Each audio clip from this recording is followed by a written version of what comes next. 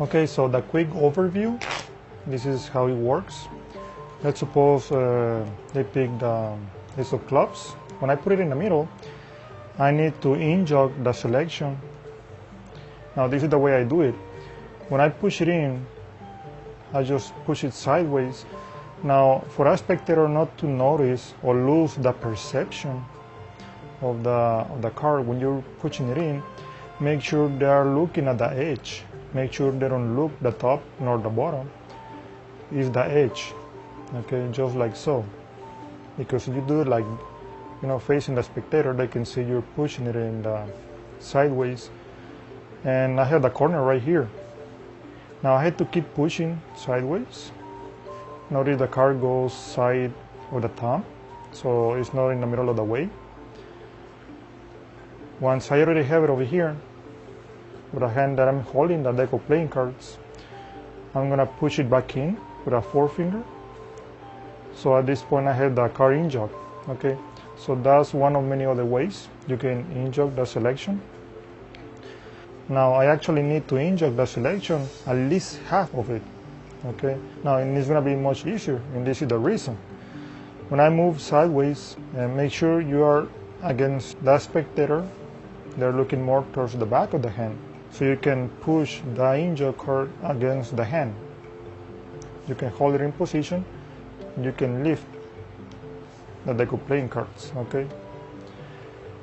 You don't need to tilt sideways too much, but at least it is much better if you move sideways 20 to 30 degrees. And because when you push the card against the hand, you don't have much control over the selection, and you have to hold it in position because you cannot move it up or down as you wish.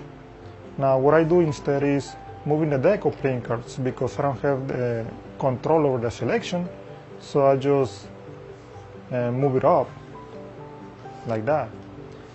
And a good excuse will be, just squaring the top, and when I lift it, make sure there is not a lot of gap between the thumb and the deck of playing cards.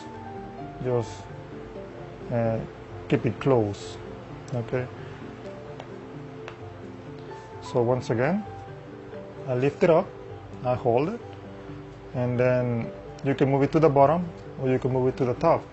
Now there is a big issue, you want to move it to the bottom because if your hands are sweating, it's going to be really difficult to put it at the bottom of the deck of playing cards. I mean, it is possible, as I just did, but it's going to be much better and much easier if you want to control the selection to the top. And because you have to leave the deck of playing cards, and you have to give it a good excuse. It's better not to just lift it without any reason. And I just pretend I'm squaring. They don't see my thumb. My thumb is just holding the card. And by the time I try to square the deck of playing cards using this other thumb, I'm going to square it, and then I'm going to rub the thumb in the center of the deck of playing cards.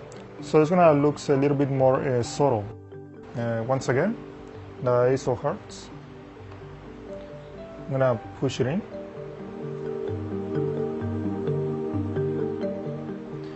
And to in-jog the selection a little further down with a thumb, while I'm, doing these gestures, I push it again, and with a third finger, I push it a little further down and make sure it's in-jog at least half of the card.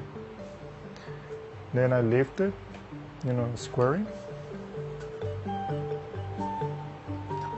Also, as you notice in the grip, the second and third finger remains on top, and the forefinger and the index remain above the deck of playing cards the entire time.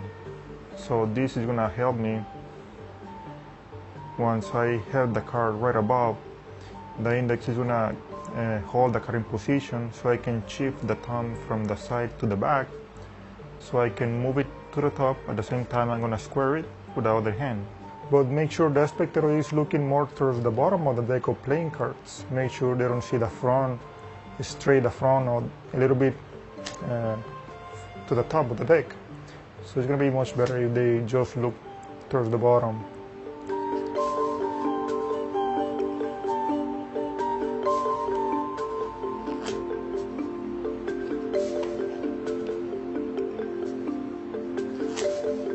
And that's it.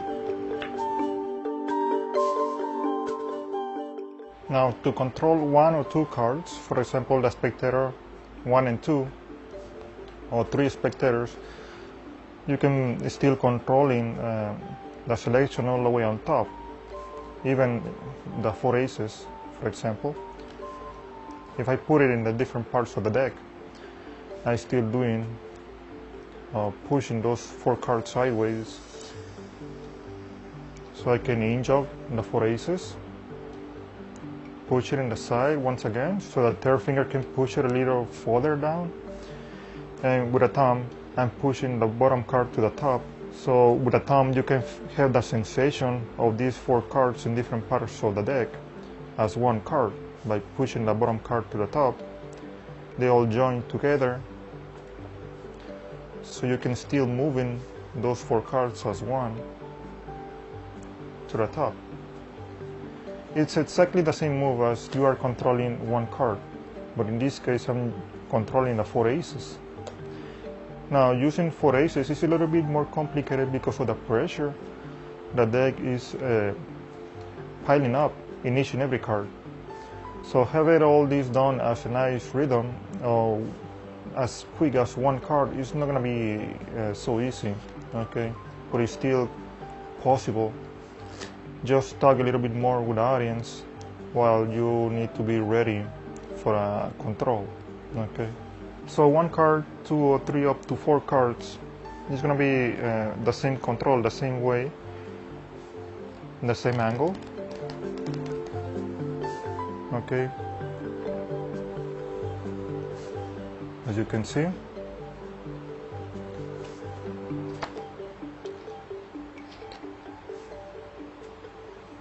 Push it sideways, bring it in with a forefinger. With a thumb, push it sideways against the hand, so the third finger can keep pushing down. Even if it's 2 or 3 cards, 4 cards is the same. Push it up, hold them against the hand, move the deck out of the way. Remember, the index finger is always above, so you can hold them up and switch the thumb from the side to the back.